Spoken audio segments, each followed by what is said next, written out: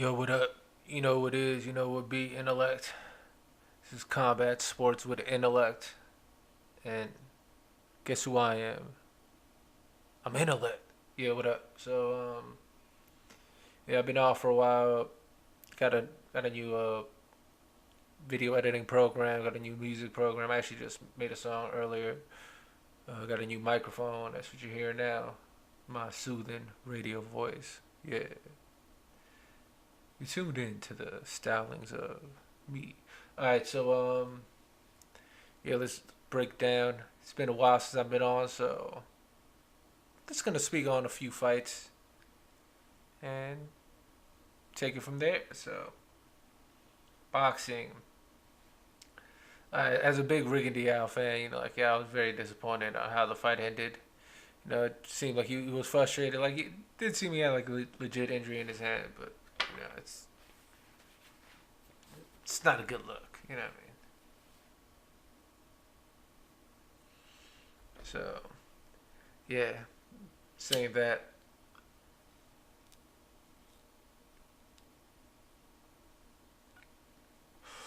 I have to say, man, just disappointing.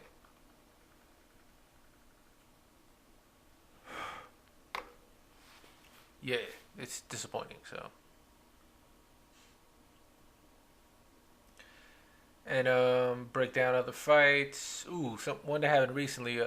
Cyborg versus Holly Holmes. That was a really good fight. It was good to watch the technical aspect of Cyborg because the way Holly Holmes was like cutting angles and darting in with those straight punches. Like Cyborg started timing them. Even with her looping punches, she would time them like throw them fast at the right time. That's like she would catch Holly and like she was doing major damage. I mean, like Holly's eye was shut by the end of the fight. So I was a good fight. It wasn't shut by the end of the fight. It was shut after the fight. Like once the swelling kind of gets worse. So let me rephrase that. Yeah, and it was just uh another one. Ngannou versus Overeem. That was just one of the worst uppercuts I've ever seen in my life.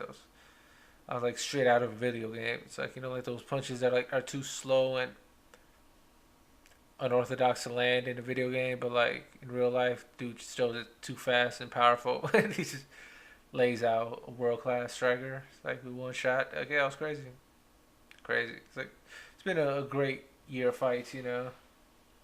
Watching RDA just dismantle Robbie Lawler by using leg kicks and body shots and using his pace on him and space to not give him the space he needed to land proper strikes. It was just amazing.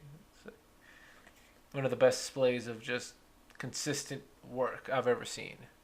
That was like something to be proud of. Him and his team should be proud of that. That was an amazing performance by an exceptional fighter, and he definitely deserves his title shot against Tyron Woodley. Though I would love to see him versus Kobe Covington. The story just writes itself. Kobe Covington. I have a friend who knows him.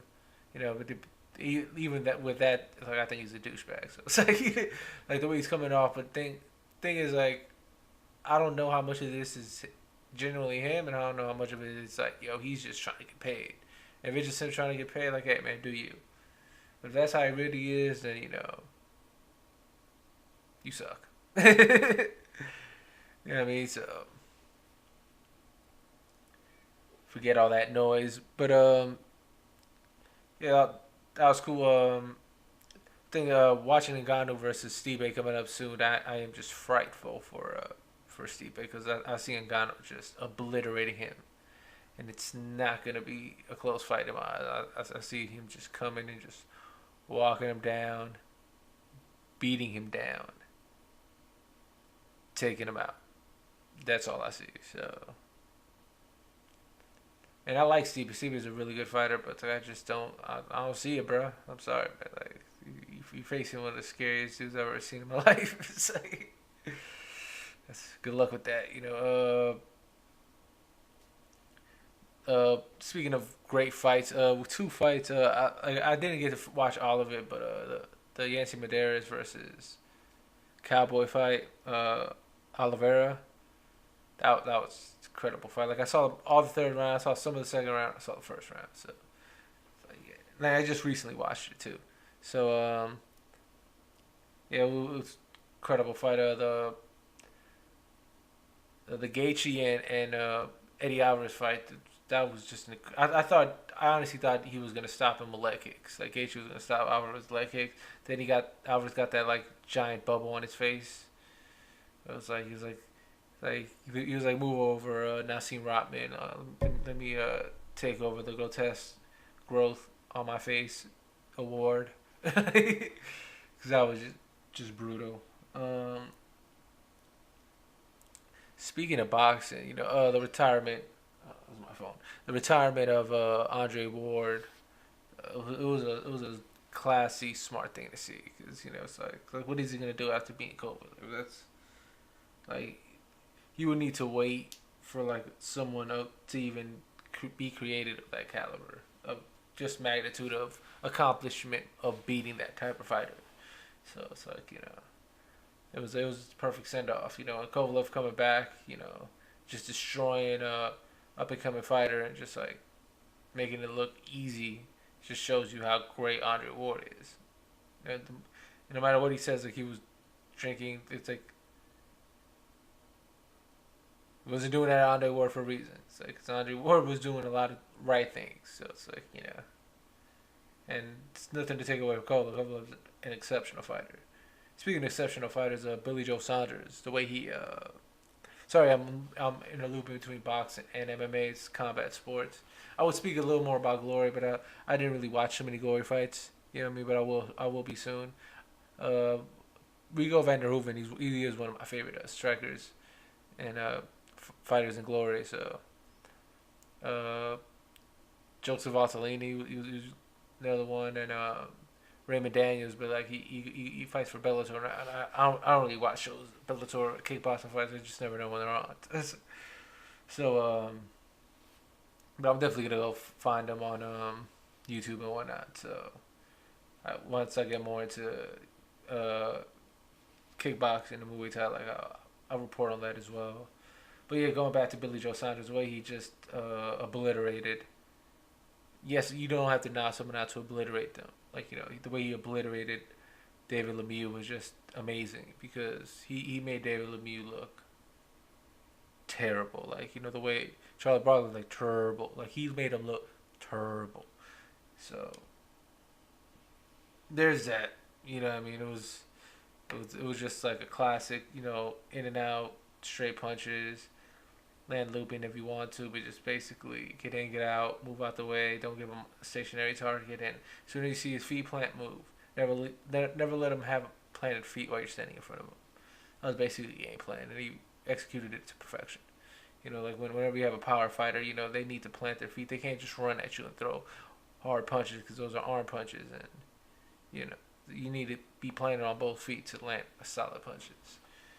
So, Canelo versus Gennady Golovkin. It's a very controversial fight. I, for one, had Golovkin winning at least 9-3, if not more. So, but it's not the first time Canelo has been involved in a controversial decision where he won a decision many people felt he lost. The one that most comes to mind is Edison Lara, which people are in general consensus like that aren't just like blind fanboys of Canelo. They're like, yeah, like Lara clearly won that fight. If clearly, even if it's a close, if they have it like 7-5 or something, like they still have him winning. Clear, as far as like he won the fight. There's some like I had the 10-2 for example. I had the Golovkin 9-3. So so yeah, like as far as yeah, and like you go to Austin Trout fight, that was another controversial decision. You go to Miguel Cotto fight, that was another controversial decision, and the Mayweather fight, which he lost, there was a controversial judge who had it a draw. So but he's not. This is not a new thing for Canelo and his camp and his team to have weird judging. So it's like, and they're blatant with it. So it happens. Unfortunately, it's boxing. So, but overall, it was an amazing year for boxing. Spencer beating Kell Brook, that was just an amazing just destruction of a fighter.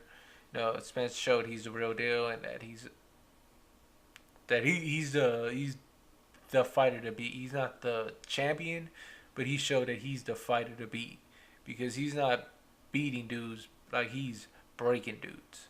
You know what I mean, Porter's always that gatekeeper who could beat anyone on any given night. Keith Thurman is what I would call like the pretty boy champ. What I mean by pretty boy champ, he's a dude who's sitting pretty. You know what I mean? But like, there's other contenders that are a lot scarier than him. And even when he was at his scariest, are a lot scarier than him at that scariest.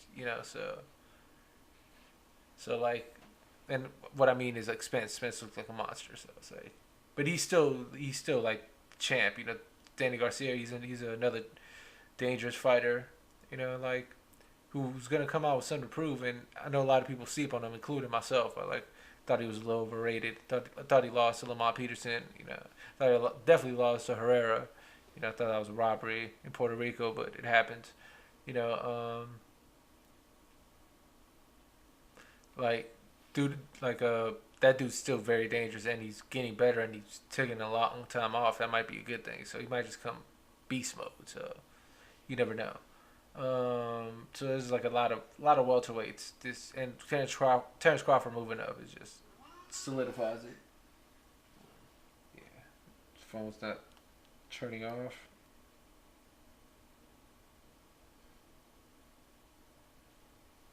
There he goes. Hopefully. Um, so yeah, it's been a great year for boxing. It kind of sucked watching, my fellow countryman, Chocolatito get a KO like that. It was terrible to watch. Move on, but he's a great champion, 4-weight division champion. He has nothing to feel bad about. You move up too much, you're gonna lose eventually. It happens. Just take some time off, fix the training camp a little, and you're good. If you still want to fight, you don't need to keep fighting. You know. But anyway, back to MMA.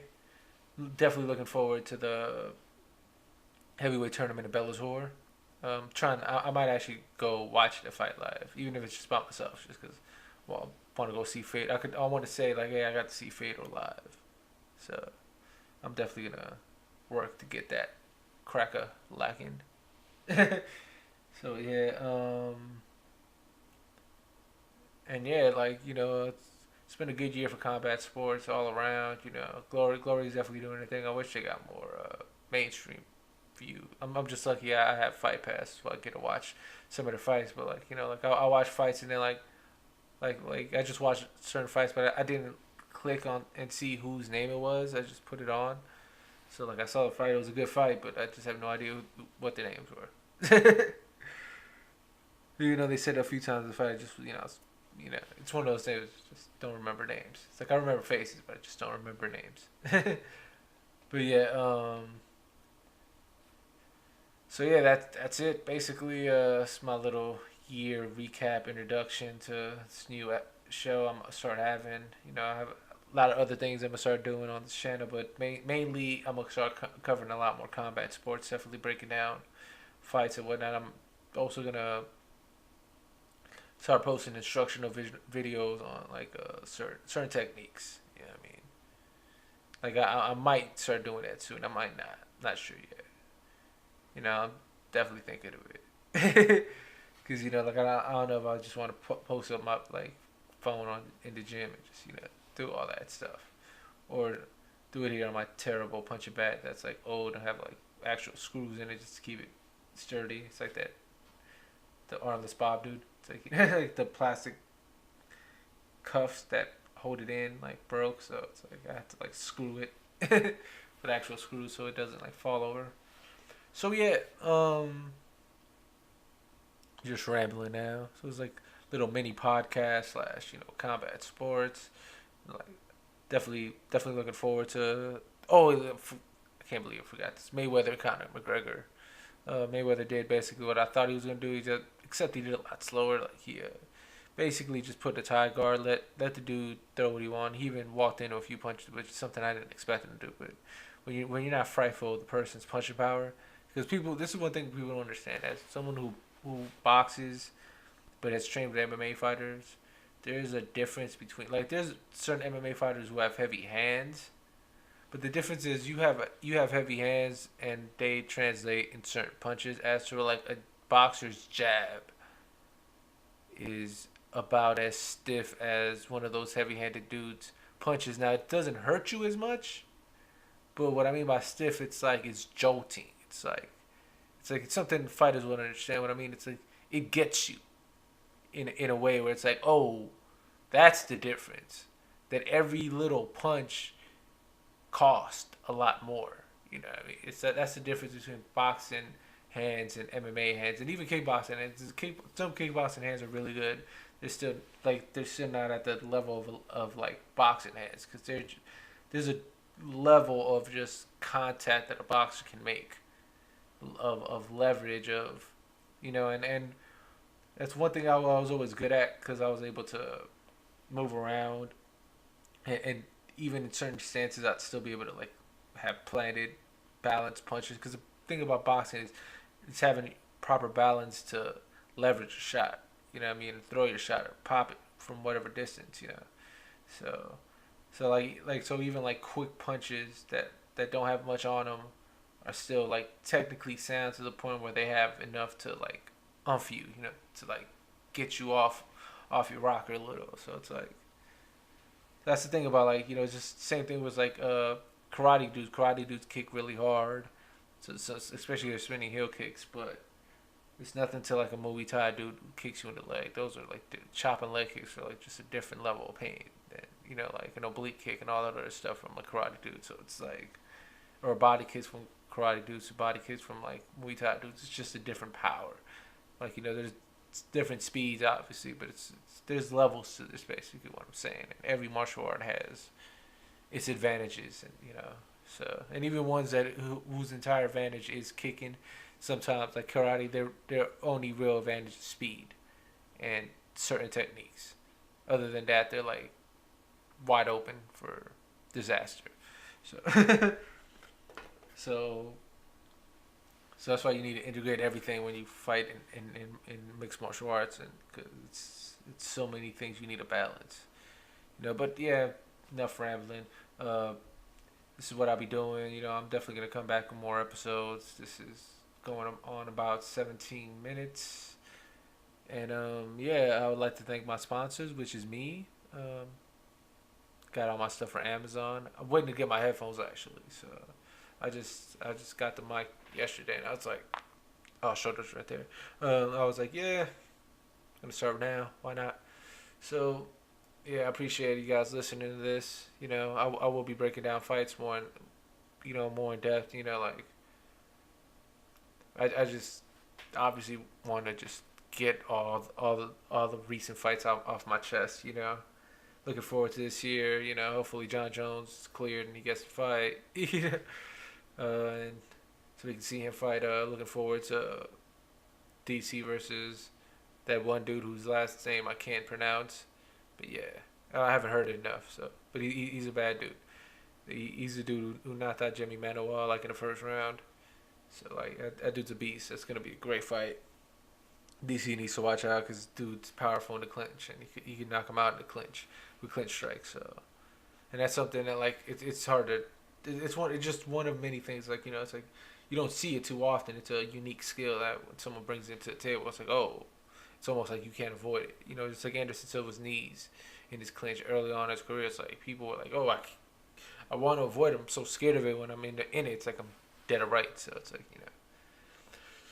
So yeah, looking forward to breaking down more fights.